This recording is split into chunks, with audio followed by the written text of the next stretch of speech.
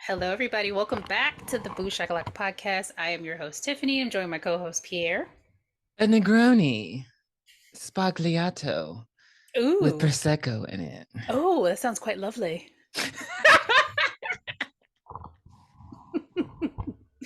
Hello, everybody. We are back with 1992's Death Becomes Her, which I just recently found out was not well received when it was released, which is so shocking to me, but is now definitely a cult classic, starring the likes of Meryl Streep, Bruce Willis, and Goldie Hawn. So here's the synopsis. Remember, when a novelist loses her man to a movie star and former friend, she winds up in a psychiatric hospital. Years later, she returns home to confront the now married couple looking radiant. Her ex-husband's new wife wants to know her secret and discovers she's been taking a mysterious drug that grants eternal life to the person who drinks it. The actress follows suit, but discovers that immortality has a price. Dun, dun, dun. That's a terrible synopsis, but so, okay. So before we get started, this is definitely like a horror comedy spoof type of thing. So don't really think it's like too scary if you go in to watch it. So yeah, I just wanted to put that disclaimer out, even though, you know, the title sounds like it's going to be the scariest thing ever. But this is pretty much a comedy. Yeah, the title was always interesting because like as a kid, you just think like Death Becomes Her, but then you don't realize like becomes is actually like, you know, like a compliment. So yeah, it was cute. I see what they did there, play on words. So we start this with some bullshit. So it's very interesting because the movie starts with Madeline Ashton. She's the actress, and she's having like a Broadway play, but apparently it's very bad. She copied the play from Sister Act 2 when she came out. Right.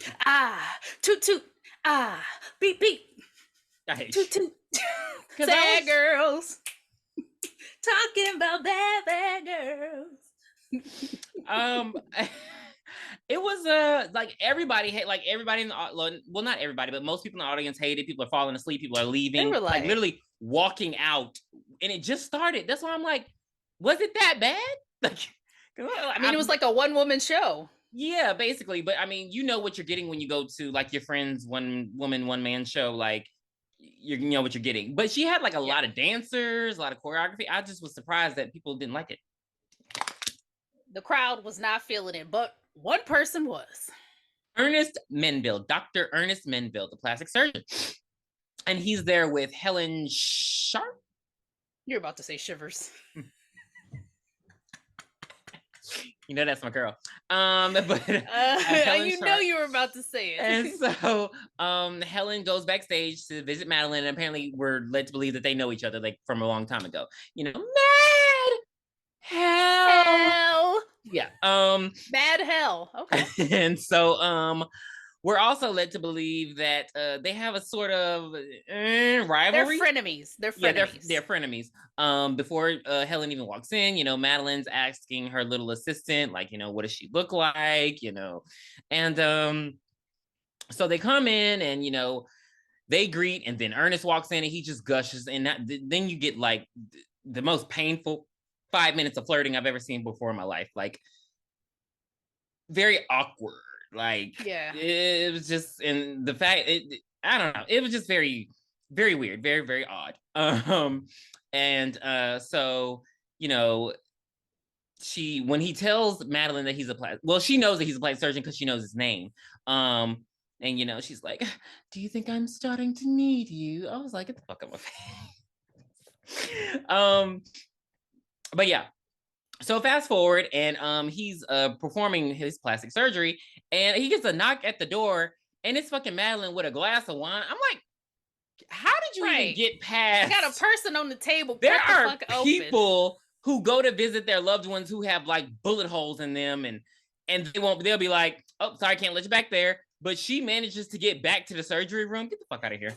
With a glass of wine. Come on. Diva. And so then you see Helen at home and like she's pissed, as she should be, because he went and had fucking dinner with her and he's like, it's a business dinner and she's, you know, she's an actress and I'm a doctor. And it was just, and you know, Helen's like, look, dude, this has happened to me before. She's stolen men from me before, so I wanted you to meet her before we got married. It was very funny when Madeline was like, did y'all set a date? And then she was like, yeah. And he was like, no, not really. No. But and she's just like, look, dude, this cannot happen again. I don't know what I'll do. Do not leave me. What kind of sense does that make? I want my friend to meet him. Yeah. First, but I mean, just don't let her meet him at all. I thought about that. I was just like, why don't you just move? Like, she's not gonna follow you. He could like, be a plastic surgeon anywhere. Literally, but then also, I guess, I mean, your man shouldn't leave you for your friend. Right, like, of course. It's just like a double-edged sword. It's just like, I mean, girl, like, but anywho, so you know, he's like, there's absolutely nothing going on between me and Madeline Ashton. Cut scene, they get married. And Madeline and Ernest get married. And baby Helen lost it. Like, she holding her little handkerchief, blood's coming out, like she's gone. So 7 years goes by and she is now destitute. 2 tons of fun. She is fatty 2x4, can't get through the dressing room door. She is a bit overweight. A tad bit overweight. That's huge, bitch. She's living in an apartment full of cats. Behemoth. She's about to get She's about to get evicted. Eating, like, I don't know what she's eating, cake icing, and watching this movie of Madeline where her character gets killed.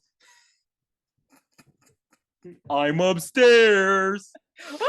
Cakes and pies. I'm not your average woman. I like sex, and I'm not afraid to. You okay? Excuse me, I just had pudding an hour ago. So yeah, she's she's arrested by the police and she's put in a mental institution.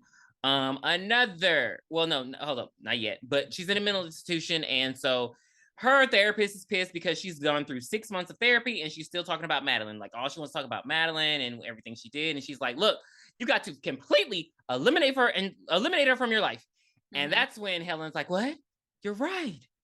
You're absolutely right. Another 7 years goes by. And so now we're introduced to Madeline and Ernest and how they've been the past 14 years, and how they've been is fucking miserable. Ernest is now a mortician. They never explain like how. I feel like he had like some kind of sex scandal that they didn't talk about. I think that's the only way that they would have taken him out of his job. He had some kind of sex scandal. Trust. Sex scandal. But yeah, so he's no longer a plastic surgeon. He's a mortician. And we're led to believe he's very unhappy about that. Madeline is old, and she's old. I don't know. Like, she's even more insecure than she was before, because she is getting those wrinkles, getting those crow's feet and bags and stuff under her eyes, you know, so. Yeah, she makes her maid tell her that she's beautiful. She's looking younger every day. Oh, thank you, Rose. And so they get a delivery. And so basically, and also they're in a very unhappy marriage. Like, he sleeps like downstairs, drunk. He's drunk all the time. He has to be woken up with fucking Bloody Marys.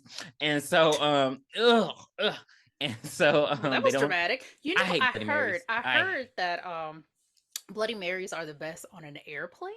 Apparently, something about the altitude changes the way tomato juice tastes, and it makes it more tolerable. So the next time you get on a flight, ask for, when they bring the drinks, just ask for a tomato juice, just to see if it tastes differently. I'm gonna try it next. I have 2 flights I have a flight that I have to take next month, so I'm gonna try just to see. And I'm like, let me get a Coke too on this, just. I definitely know ginger ale does. It's more crisp. Yeah. And so they get the invitation to Helen's. She's having a book reveal party. Forever Young. I like that title. And eternally fat. And so one more time. That's huge, bitch.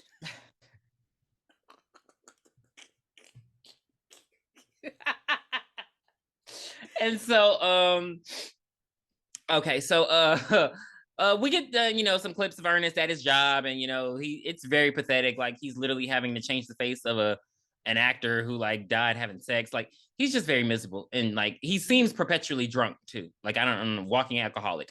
And so Madeline, she tries to go to her plastic surgeon to get a plasma transfer. I was like, what the fuck does that do? And so they won't do it. She just had one 3 weeks ago. And so she's just very insecure because she wants to go to this party and look good in front of Helen because she stole her man. She has to, prove herself. And I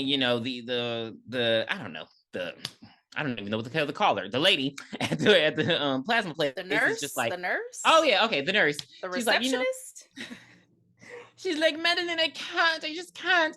And so Madeline's like, I'll pay you. And so this mysterious guy walks in and he's just very, like, leave, get away from me. He's very Truman Capone. And so he walks in and he's just like, you said money was no option. And he gives her like this mysterious card. She don't pay him no mind. She rips it up, throws it in her purse. But I've never ripped something up, but I don't have a purse. I don't rip things up and throw them in my pocket.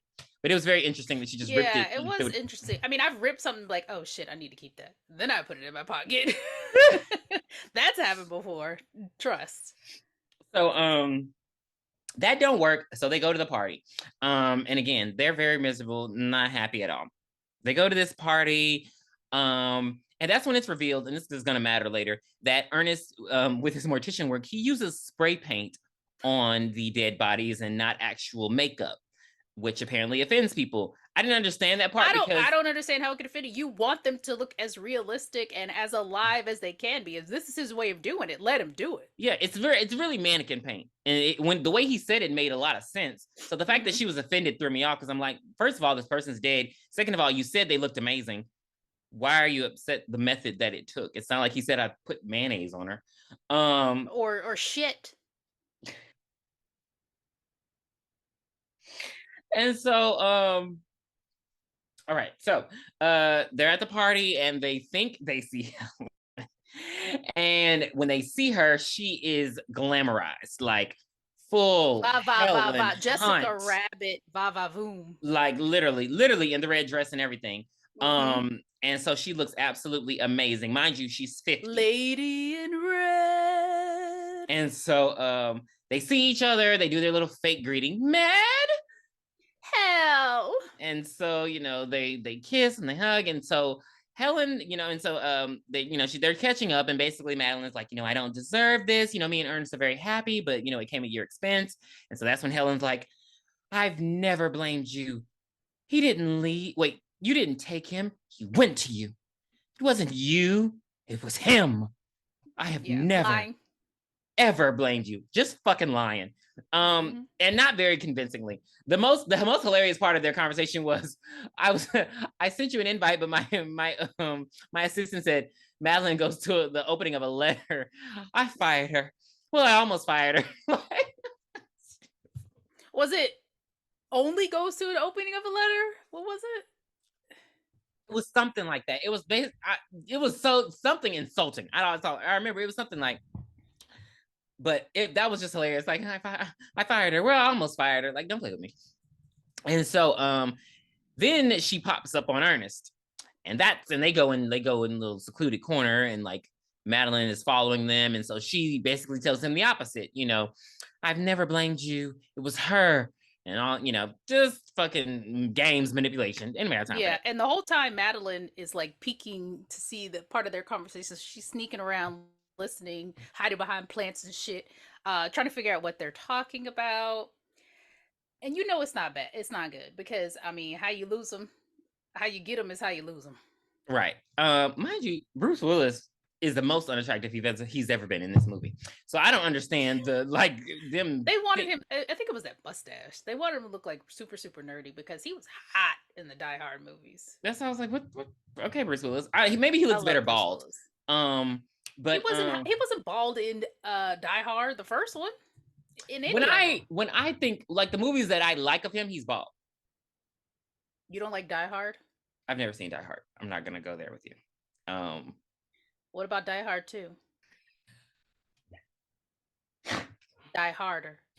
I fucking hate you. What So about I know you've seen Die Hard 3, Die Hard I with have a seen Vengeance none of with the Die Samuel Hard L. Jackson. movies. With I've Samuel seen L. Jackson? no, none of the Die Hard movies. I've seen Bruce Willis in like Homework. Homework. what's that movie he's in with Matthew Perry? I saw that. Fucking no. I hate you. It's something like Die something Hard something. 4? No, it's like something something 9. It's like he's like this secret agent man. Um Matthew Perry. so basically Didn't he just pass away? Yeah. R.I.P. Matthew Perry. But no, only movie I remember Matthew Perry from was that monkey movie. That's enough. And so what was it called? I don't know. Dunstan Checks In? No, that's not it. No, that wasn't it. I don't know. Madeline sneaks off and she's basically having an affair with this young guy. And so she sneaks off and she actually catches him with someone his age. And it's so pathetic because he's trying to lie to her and he can't do it. He's like stumbling, like, well, at least like quickly. And so basically, she gets pissed and then he snaps at her and he's just like, hey, people say we look pathetic together. It was very cringe. And so he's like, basically, go be with somebody your own age. The minute he says this, it starts raining. I was like, get the fuck out of here. And so she's driving all sad down the road. She catches herself in the mirror. She screams, almost wrecks. And that's when she dumps out her purse and picks out the card. And she puts the card together and she flies on over to Lisa. And so so she visits this mysterious mansion where Lisa Vanderruben is. In the meantime, Helen is putting on a performance of her fucking life. Madeline, I need to speak to Madeline at once. And so she's gone over to Ernest to basically seduce him. And so in the middle of that, we're back at Lisa's place, and Lisa is basically letting her, she's fawning over Madeline, like, oh, your face was amazing, you were a great actress, but aging sucks, basically. We're born to die. And she tells her that she found the Fountain of Youth, and it's a potion that can make her young. And to demonstrate that, she pokes her with a fucking knife, and then dabbles a drop of the potion on her hand. And I'm always wondering, like, if the person decides not to take the potion, does their hand just look more youthful than anything else on their body, like forever? Right. Is it just like some sort of face cream you have to put on every morning and then you'll be fine? Yeah. Well, I guess it probably seeps into your pores. So I was like, well, I mean, I will go for a youthful hand. But like me looking at my hand. Like, just like, I don't want to take the whole potion, but just put it on certain parts of my body so they'll stay young. Right. And so like your penis. Father God. And so initially the price seems too high. We don't know what the price is, but we're led to believe it's very fucking high. But once she sees what her hand does, she writes her a check and she takes the potion. After she takes the potion, Lisa is like, oh, and now a warning. She's like, now you give me a warning? Like, that was some bullshit. And she basically punched her in the face. In so many words, she tells her that, her and her body are going to be, together for a while. So to make sure to take care of it. And there also are rules and regulations, like she can continue her career for 10 years of perfect, unchanged beauty. But then after that, you must disappear. You can go away. You can stage your own phony death. And so she's leaving and she doesn't really see anything happening. And she kind of gets discouraged. Then she looks in the mirror and her boobs start to perk up. And her ass perks up. And her hair gets all shiny. And she just looks young and youthful and tight. She's just like, my favorite line of the movie, I'm a girl. Like, sounds like something Tiffany Valentine would say. I know, right? Barbie, eat your heart out. And so Ernest and Helen are making out on the couch. And so basically what she does is after she seduces him, she comes up with a plan where they can kill Madeline. And it's this complicated ass criminal minds. Say it seemed like she committed suicide, right? Or had an accident. Well, they're trying to make her seem like she was just drunk driving on the road and had an accident. Okay. Yeah. And so it was just very elaborate. Like the fact that she was pouring fucking alcohol on the car, I was like, yo, she put a whole wait. Yes. Go ahead. He was like, a gallon of taco vodka. Like, it was so much alcohol. Like, what how could she have possibly drank that much and then spilt that much as well? It was a whole liquor cabinet up in there. It made no I sense. It was was like, too get the much. fuck out of here. Because why would they test the actual exterior Car. of the car for alcohol?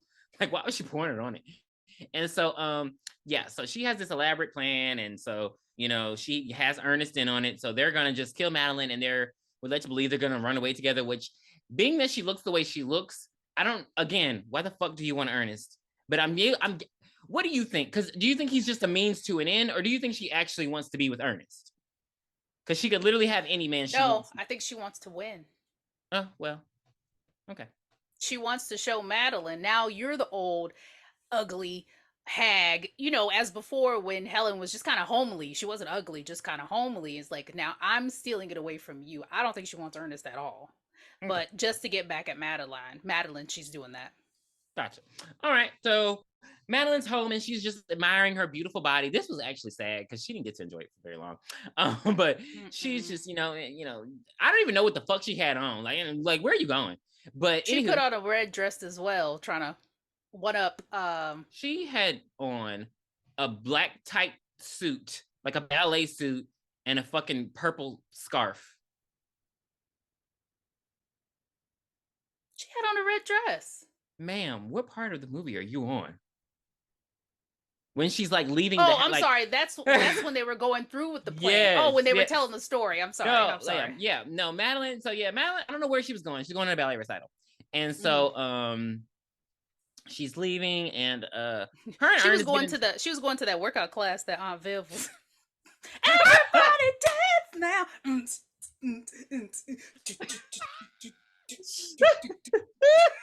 and so she's leaving, and then Ernest starts an argument with her, and he calls her cheap, which, trigger warning, that's hers. And that's like just think of when a white girl is called cunt. It's the end of the world. She's a fat cunt, and she thinks she's fly, whatever Tiffany said. And so they just get into it, and she calls him flaccid, and she's just he's a weak man, and that's why she doesn't respect him. And so and he is very weak. And so in the midst of the argument, he starts fucking choking her, and so he chokes her, and he takes her all the way to the stairs, he catches himself, and he's like, oh my God. And so he lets her go, but her heels are like stuck on the stairs, so she's like wobbling back and forth. In this instance, I would have just pushed myself forward, but I guess that I don't know. Or just grab the bed. She was close enough to the banister, I think. She didn't want to live. And so, she's wobbling, and she's begging him for help. And so he's like slowly reaching his hand to her, apparently not quick enough for her. And you'll learn this. Madeline is not good with impulse control, because like he's reaching his hand over to help her, and then she has to say, hurry up, you wimp. And that's when he pokes her, and that's all it took. And she falls back, lands on her neck, falls all the way down the fucking stairs. So when she fell in the close-ups down 1,000 stairs, but in reality there was only like 45 stairs in the house. Yes. And her body is just like a crumpled mess. Like she looked like she voguing. I hate you. Death drop and all that shit. That's what she looks like laying on the ground. So what's his name? Ernest. I was about to call him Edwin. Ernest goes up and he's calling Helen at this point, telling her what's going on. And it's like, she fell down the stairs. She's good. Pissed. We don't have to worry about this. But Helen didn't like that for some reason. I'm like, that could work too. She's like, that is look, a thing. What part of the plan do you not understand? I think she wanted to revel in it. Like the fact that she died and she wasn't there. I think this would piss her off the most. That's what I'm saying. She just wants to win, hands down. And so she thinks on her feet, and she's just like, well, we'll just say that she fell down the stairs while you were on the phone with me. And, she's asking him about time of death and all those kind of things just to make sure the story adds up. In the meantime, you see Madeline in the background getting the fuck up. And so she walks over, and she's like, Ernest, you pushed me down the stairs. And so he screams, the phone disconnects, and her neck is 180. Her head did a 180. Yes. So she's looking at the back of her. Sorry. how she's looking is at through the back of her body, and she even has a point where she's like, I can see my butt. And so he's trying to he's freaked out, she's freaked out, and so she's like, what the fuck's wrong with me? He's like, it's a dislocated neck. And so he doesn't know how to do it, so she just grabs it, turns it around, and then you can see her bones coming out of her. It's just and so that's when she's like, I think I need a doctor. And so he takes her to the fucking hospital. The way he hit the fucking ambulance, he was driving like a bat out of hell. Like and so the doctor comes in, and he's like, trying to figure out what's wrong. Her heart's not beating. She doesn't seem to show any pain. Her temperature is below 80. He's all freaked out. And like her bone, it's like her collarbone is like protruding coming out of her neck. Yeah. And so he's freaked out. He leaves. He ends up having a fucking heart attack himself and dying. The doctor is a mess. Yeah. And so Ernest just walks around trying to find somebody to help. And so they would have called in every doctor in that hospital would have been called in there and be like, what the fuck is going on, y'all? Yeah. They would do that for ET. Yeah. They would have been trying different machines, like, okay, maybe this machine's broken, let's try this one, maybe this is broken, that's what would have really been happening, but it didn't happen. Yeah, because it's a movie. And Madeline faints, and so they're led, because of course her heart's not beating and everything, they're led to believe she's dead, so they take her to the morgue. And so Ernest, I've never seen them move that fast. I've never seen it. You died, and then they immediately, what was the time of death? They just said, dead, out of here. Right. And so let's cremate her too. Karen walks down to the morgue. This was a creepy part when the nuns were like floating. That was creepy. Why was that? I don't know. It was just very creepy. I was like, why the fuck are they floating like that? And then he goes to the morgue, he finds Madeline, and so he's just like, I understand why this happened. It's because we're meant to be together and I'm supposed to take care of you, and it's a miracle. And she's like, get the fuck out of my face. And so basically he fixes her up together. He goes and he gets paint and formaldehyde and all this kind of stuff, and he beautifies her. Mind you, when the fuck did Helen become secret agent woman? Because like her tumbling over the gates and like she turned into fucking Charlie's Angel. Smack my bitch what the up. fuck are you doing? Like even when the car was about to hit her and she like turns to the side, I was like, what the hell are you doing? Like she's literally a ninja. I mean, she had 7 years. Why not?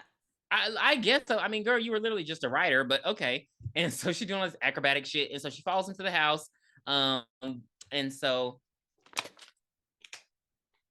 her ass shows up with shovels. Ready to. So she doesn't know that they're at the hospital, or that she still thinks that she just broke her neck and she's down on the ground. Right. Yeah.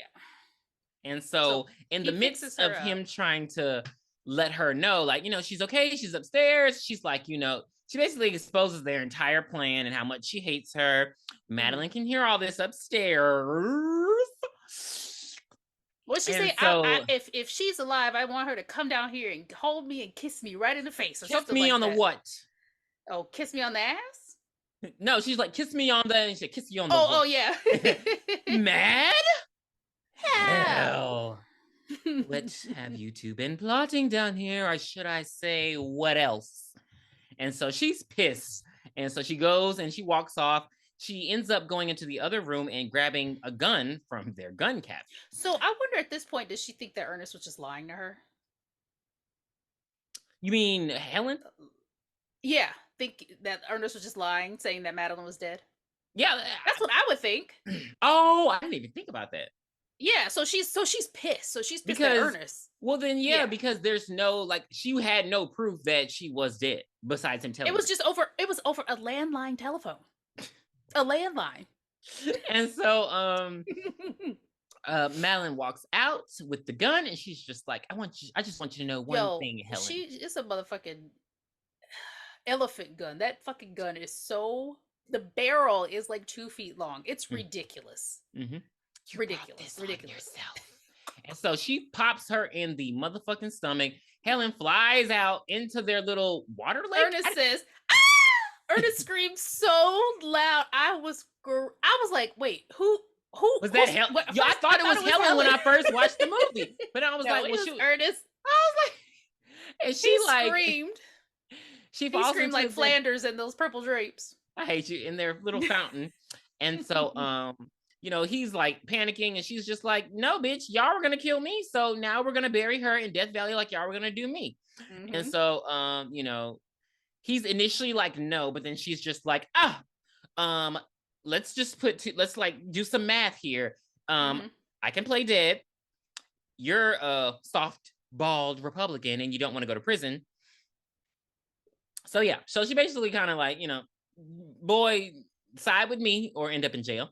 And so they are getting ready to, you know, put her in the tarp and everything. And then Helen resurrects. She comes out of the water and you see the hole in her stomach is still there. And she's just like, that it's just like was totally uncalled for. It's a like perfect a circle. circle. She don't got no organs hanging out the middle. There's no blood. Well, I mean, she's dead. I mean, but what's the word? Rigor mortis. Like you know, she's not in rigor. So like, I guess we'll just say it's a movie. Not bleeding anymore. Yeah, we'll just say it's a movie. There is blood in the pool, but we don't see any more. And so that's when Madeline and Ernest are initially like freaked out because, you know, she's just like, I have a hole in my stomach. And so that's when Madeline is like, wait a minute. And so you she took like the potion. Yes. And so she's like, you took the potion. And the Helen's like, wait a minute, bitch. How do you know about the potion? You took the potion too. She's like, they're like, fuck. Well, I hardly needed it. And so that's when the exposition happens. And they're basically just like, you know, I took the potion, you took the potion, and that's basically why they're not dead. And so Ernest is listening and he's just like catching little tidbits. And he's like, wait a minute. I don't think this is a miracle at all. And so dumbass. And so they're just going back and forth arguing. One of the other best lines of the film. You're a fraud, Helen. You're a walking lie, and I can see right through you.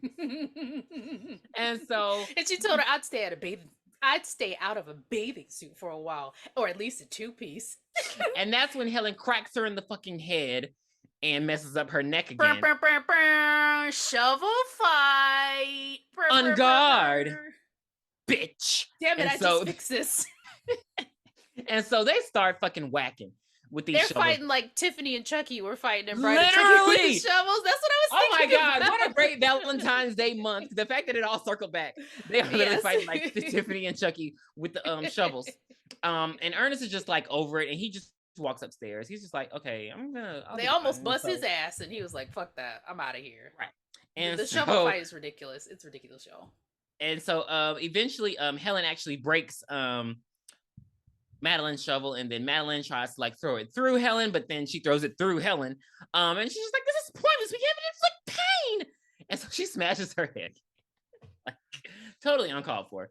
And so that's when they sort of yes. After 50 fucking years, they finally get to the heart of their issues. And so basically what the issue is that, you know, Helen is hurt because she feels like Madeline hurt her on purpose by stealing her men. And apparently it's like, it's been about 3 guys.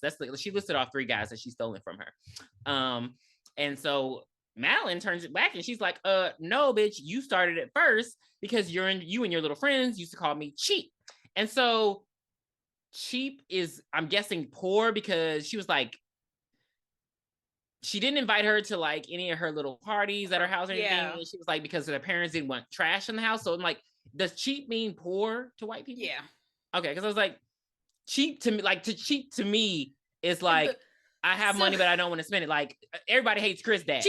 Yeah. Like that's and like, the whole time that they're arguing, Madeline is like, she has to hold her head up. Yeah. So while she's talking, she's like, and she's pulling her head back, and she pulls her head back while she's stop doing that. She's like, I'm trying. So. She's trying to get the point across. Oh my God. And Helen still has a fucking shovel through her stomach. I don't know why she didn't pull it out. Yeah. It just, anywho. Or push it all the way through. I mean, it probably would have broke the mirror that was there that was for the special effect. And so, they basically apologize to each other. And they basically admit that they, you know, they were hurting each other. They both hurt each other. And so they reconcile. And they go up and they're like, you know, Ernest, fix us. And he's like, he gets this long ass spiel. And basically he's just like, you know, he's wasted his life and he's miserable. And I'm just like, Ernest, you're not absolved of guilt here. You literally left your fiance for her best friend. And I don't know. I just feel like, and with the writing, I would at least put it in to make, because it's like, you're guilty too. They wouldn't be like, had you not done what you did, they wouldn't even be in this situation. So, but I think he already got the brunt of everything because he ended up marrying Madeline and it was a terrible marriage. So he already got it. He already got it back tenfold. So yeah, they try to So he says he's leaving. He's leaving at this point. Yeah, he's leaving, and so they're like, "All right, well, we don't give a fuck about you, but fix this up before you go." And so he fixes them up, and they just look amazing again, like not a blemish, not a pore.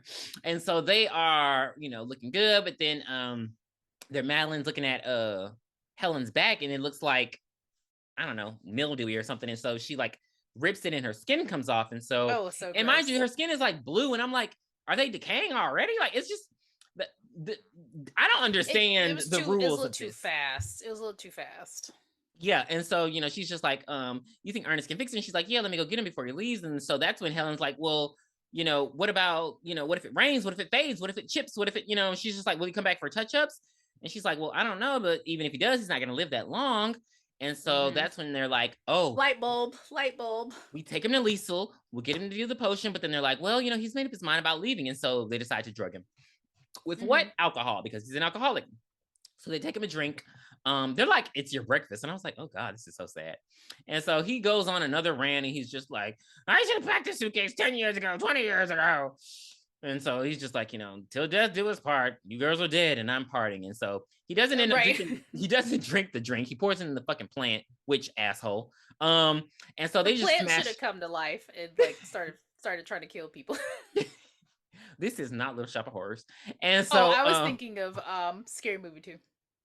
Fuck you. Annie up, bitch, it's Christmas.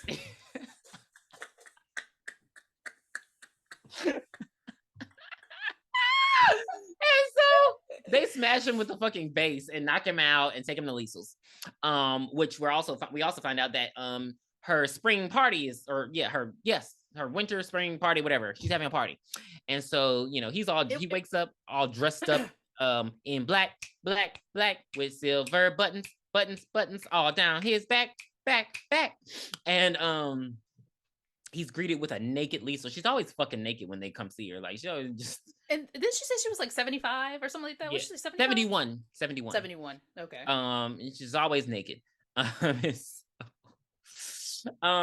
so, she like basically tries to do the same spiel with him. Sempre vivre, live forever.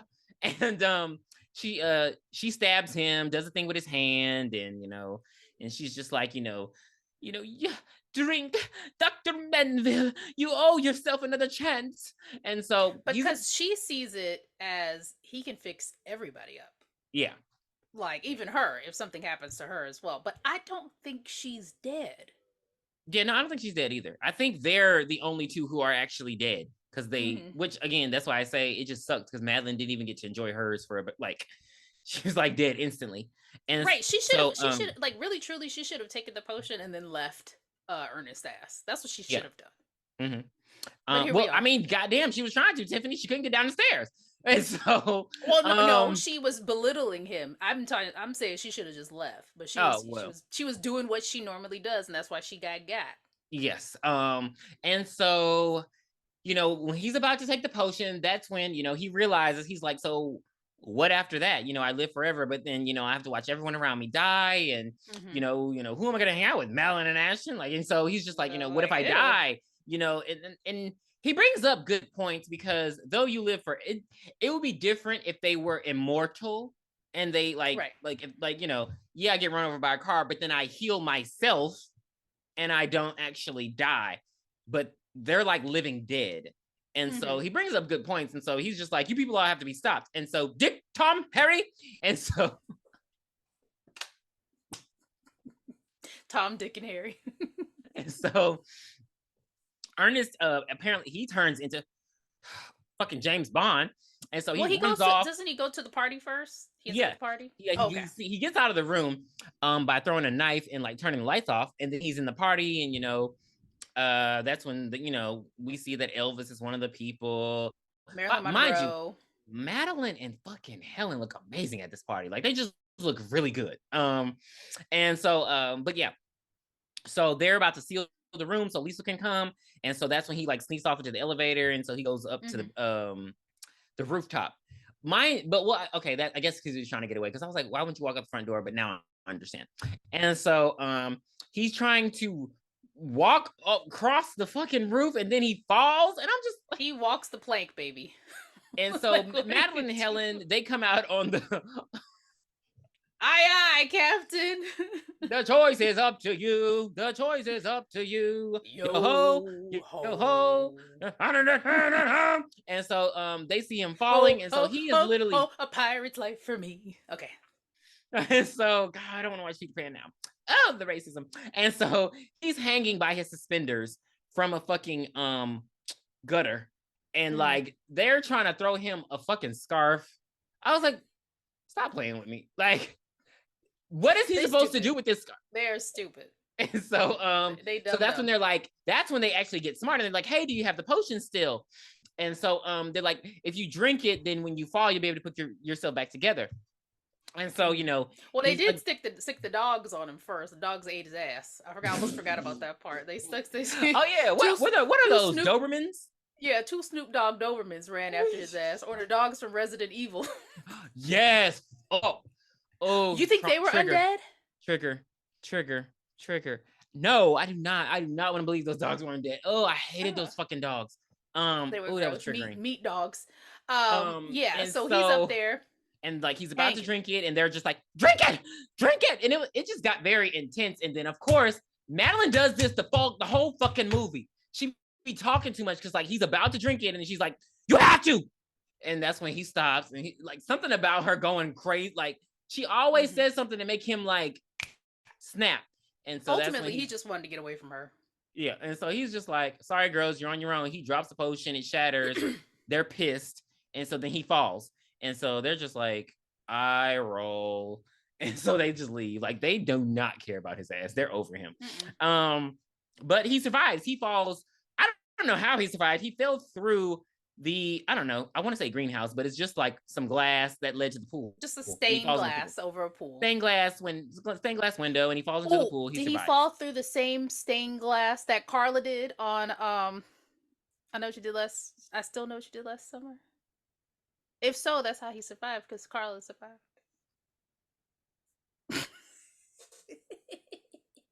You're proud of Julie! Carla! You're proud of yourself? I think Brady had something in her contract that she couldn't die. Because she didn't even die in that Tyler Perry movie when she had AIDS. I don't know, because I wonder if it was like, I don't know, because it's like Kelly Rowland died in hers. Like a lot of the times when the rappers and the singers, Kelly Rowland was not Brandy. I'm just saying, like remember when we had like a renaissance of like all the rappers and singers being in movies? They never used to. I mean, they all. Oh, you're right. Busta Rhymes didn't die in Halloween. And and come on, there was. But Sean Patrick Thomas did. What did he die in? Halloween Resurrection. Oh shit. I've only ever seen. I don't like Michael, so I've only seen H2O. Okay. But yeah, Anthony Anderson. Well, no, he's not a fucking singer. But yeah, a lot of the people be dying. Well, LL Cool J didn't die in Deep Blue Sea. So yeah. So anyway, back to Death Becomes Her. So the ladies run out and they're falling apart. They're peeling their skin. It's blue. She's like, who the fuck's gonna take care of us? And then they realize that Lizelle told them that they need to take care of themselves. Obviously they didn't, and they're dead. I feel like there was another rule that said, please don't die. There wasn't though. That's why I'm like, yeah. I feel like the least you could do is, I don't know, but it's like, y'all ain't got nothing. We can't take the potion again, and he like, it just seems like a sucky ass situation, because like I literally can't die. Like, what do I do? Right. So the girls decide that they'll take care of each other, and Madden's like, I'll paint your ass, you'll paint mine. And how many years goes by after this? 37. 37 years. So Ernest is 50, So that he died at 87. 87. Okay. And so they're at Ernest's funeral. And so basically, he did what he was supposed to. He had a family. he had a family. He had what, 2 sons and 4 daughters? I was like, God damn, at 50? He was getting, and so, I mean, he said I wasted too much time. And he started like a bunch of clinics, and which for everything that they were saying he did, his funeral was still a bit bare for me. Because there were a lot of people there, but it just wasn't full. Like it just wasn't full. But yeah, he started all these clinics and all these, organizations. And so, basically he led for the last 37 years of his life were pretty happy and pretty amazing. And so, yeah. And so Madeline and Helen are in the back of the funeral parlor and, just laughing and making so much fucking loud noise. And then Helen starts crying. And so she pulls some skin off her face. And so she's like, oh, do you have the can of spray paint? I put it in your bag. And she's like, I don't know. I must have dropped it. You didn't drop it. I put it in your bag. Like, the bickering is hilarious. Like, and so they're making a lot of noise and they're just like, let's get the hell out of here. And so that's when the preacher says the final line. And he's like, Ernest is one man who will truly live forever. And they're just like, oh, shit. Bullshit. Blah, blah, blah, blah. They walk out of this funeral parlor in the most hilarious way. The way they're all like stiff and all like they're walking like somebody literally shoved a stick up their ass. Like, it's so sad because like, damn. But wait till they lift their veils up. Oh my God. They were all runny and saggy. It's ironic because they look up here. They look like how they would have looked had they just aged normally. So I don't think so. Hell no. Hell no. They look worse. Yeah, they look. So it's like terrible. There was no reason to take the potion. You were going to look like this anyway. It's just very. There's a meaning to this. There's a meaning to this movie, and so they're basically like, how did you lose the can of spray paint? The spray paint is right below them, on the step below them, and so while they're arguing, Helen steps on the spray paint, and so she's doing the same the backstroke that Madeline was doing before she died. She's like, my legs aren't working. Help me. And so Madeline reaches forward, but then she's like, eh. And so Helen's like, bitch, fuck you. And so she pulls her hand. She pulls her hand, and they both go falling. And they go all the way down, all these like stairs, and once they hit the concrete, boom, blasted, and just broken body parts and pieces. At this point, Liesl said you're supposed to like leave, like make this be a secret. Ain't nobody gonna notice that. They're in broad daylight. So to give you a visual, take a mannequin, throw it down the stairs. So the legs are popped off, the arms are popped off, but these are human women, but their body parts look like mannequins. And they're just laying there, and they're still fucking Madeline's still fussing, and Helen just asks her, do you remember where we parked the car? And then the movie goes off. End scene. Like, that just becomes her. I think part 2 would have been somebody screaming, and then they would have been science projects. Literally, I mean, like, what the fuck? Like you said, E.T., they would have been over at Area 51 trying to figure out what the fuck is going on with these two hags. That's I'm like, this is not keeping it a secret, ladies. What are y'all doing? No, all they were doing was they fucked it up as soon as they got it. Yeah.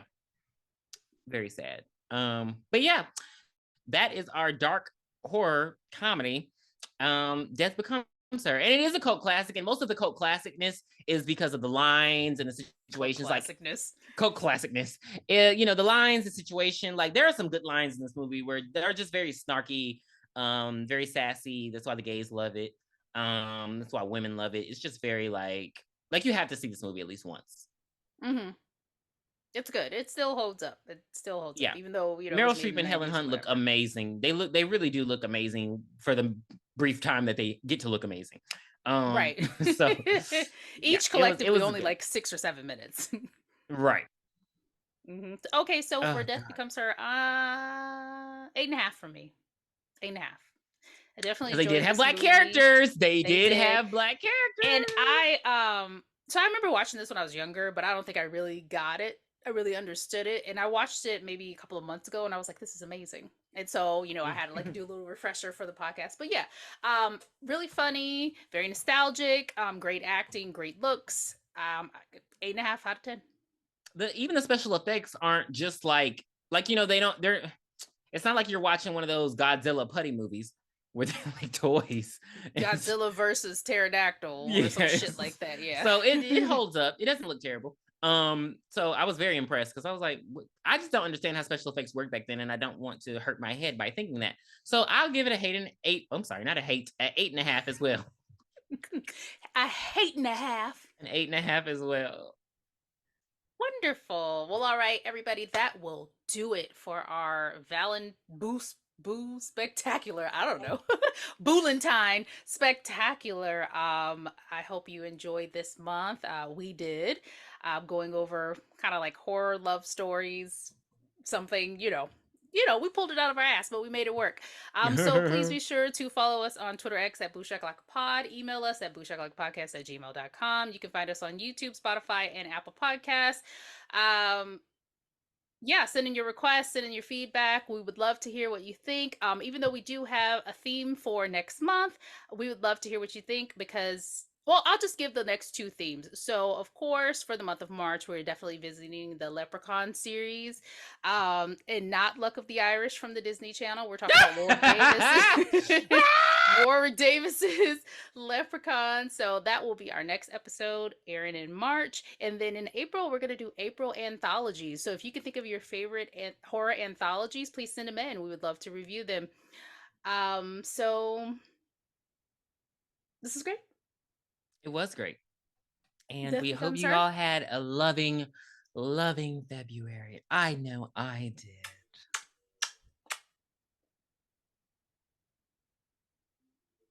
What's the one the Cakes and kids pies, do? cakes and pies. What's the one the kids do? What is Ew. it? Why does it look like that? Theirs is ugly. The kids don't need to do that. It's ugly. Stop doing that. You get it. Okay, let it go. Let it go. Can't wait for next Deuces. episode. Oh yeah. Are you sure? No, I hate this movie and I hate you. Bye. Bye.